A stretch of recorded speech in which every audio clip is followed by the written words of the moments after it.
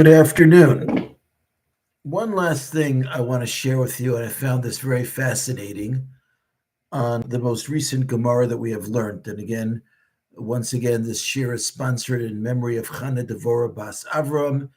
And if you would like to sponsor a shir, please email me at cslando@gmail.com, or you can contact me on Facebook. So just to recap the Gemara that we had learned. So Reish Lakish had said that the pasuk of Haya Munasitecha Chosein Yeshua's Chachos Vedas was an allusion to the 6 orders of the Mishna. We've discussed this at great length the last couple of shiurim. That Emuna is Zra'im, Itecha is Moed, Chosein is Nashim, Yeshua's is Nezikin, Chachma is Kachim, and Das is Taros. And following that, the Gemara brings down from Rava. And Rava says that after 120 years, you're going to be asked the following 6 questions. Did you do your business dealings honestly? Secondly, did you establish set times for Torah? Third of all, did you toil in being fruitful and multiplying? Did you anticipate redemption? Did you engage in pilpul, in understanding Torah? And finally, did you derive one thing from another? And many of the commentators suggest that these 2 lists, the 6 orders of the Mishna and the 6 questions that one is asked after 120 years, are connected. And what I would like to share with you now is how these connections are developed by the Sefer Smichas Chachomim. Just to give you a little bit of a background information on the Smichas Chachomim, which is a sefer which is not as well known as it deserves to be. Rav Naftali Katz, who was born about 375 years ago and was a rabbi of a number of very large communities in Europe, primarily Frankfurt. He was known both for his halachic knowledge and for his Kabbalistic knowledge. And Rav Naftali Katz wrote a sefer on the entire Masechta of Brachos, and he appended to it an introduction which is as long as the sefer itself. The introduction goes through all of the different Masechtos, all of the tractates of the Mishnah and the Talmud, and shows you how one connects with the next. And in the most recent printed edition, this goes on for well over 300 pages. Until recently, the reason why the sefer is not very well known is because it was only available in a very, very photostats of an old print from hundreds of years ago that was very difficult to read. But more recently, it has been made available in a much more legible print. And after going through these 2 Gemaras about how the 6 orders of the Mishnah are alluded to in the pasuk, as well as the 6 questions that we are asked after 120 years, he wants to suggest as follows. He says that the first question of Nasata v'Nasata be'emuna, which literally means, did you engage in your business dealings in a faithful manner, that connects to Zra'im, the laws of agriculture, which are also considered to be matters of emunah. And he says that because since a farmer has to have faith in God, so that faith in God should not just extend to your relationship with your farm, but your faith in God should also extend to your relationship with other people and to deal with them in a fair and honest manner. The second one is Itecha, refers to Seder Moed, which is the order of the Mishna that discusses the holidays. And that was corresponding to the second question we're asked after 120 years of Kavata Itim La Torah. Did you establish times for Torah study? So the Smichas Chachomim says that the Gemara tells us in Maseches Megillah that Moshe Rabbeinu established that before each and every one of the holidays, it is appropriate to spend time focused and studying about the law of that holiday. As the Gemara says, Sheyu Sholin V'darshin B'inyano Shel Yom, people should question and expound about the matter of the day. Hilchos Pesach b'Pesach, the laws of Pesach on Pesach. Hilchos Atzeres b'Atzeres, the laws of Shavuos on Shavuos. And Hilchos Chag b'Chag, and the laws of Sukkos on Sukkos.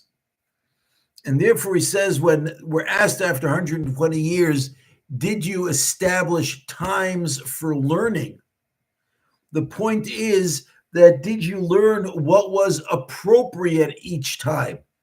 And make sure that before each holiday, you were studying about that holiday. The third order, Chosen, corresponds to Seder Nashim, which deals with laws of marriage. And this one's very easy to understand the connection, because the question is, Asakta b'pirya v'rivya. Were you involved in matters of being fruitful and multiplying? And he points out that it doesn't say kiyamta, did you fulfill being fruitful and multiplying? Because it is not necessarily in our own hands to determine if our efforts at being fruitful and multiplying are going to be successful. But that's why it corresponds to Nashim with the laws of marriage. Is the question simply is did you engage in the proper steps that with God's help would then, in most cases, lead to being fruitful and multiplying. The fourth order of the Mishnah, Yeshuos, salvations, is the order of Nezikin, which is damages. And the fourth question is, Tzipisa liyeshua, did you anticipate the salvation? How are they connected? So he mentions that the Gemara says in Brachos, Chayev Adam levarech al hara'a kishem shemavarech al hatova. A person is obligated to make a bracha when something bad happens to him, just as he would make a bracha if something good happens to him. A person has to acknowledge the hand of Hashem and the presence of Hashem and the goodness of Hashem, whether or not what he is currently experiencing is something that feels good to him or not. And according to one opinion in the Gemara, the source for this idea is a pasuk in Tehillim which says, Kos Yeshuos Esa, a cup of salvation I will lift up, Ubeshem Hashem Ekra, and I will call out in God's name, that Sarah v'yogon emsa, even if I am beset with difficulties and sorrow, Ubeshem Hashem Ekra, I will still call out in God's name. Why are you lifting up a cup of salvation? Because sometimes when difficult things happen to us, so Chazal say that they're a way to help us atone and cleanse us for wrongdoing on our part, leaving room for salvation to come later on.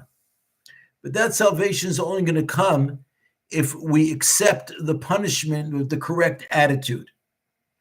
So when we understand why it is that things are happening to us, and we give Hashem a bracha, even though something occurred that we're experiencing in a way that makes us uncomfortable, that's part of tzipisa liyeshua, looking forward to salvation.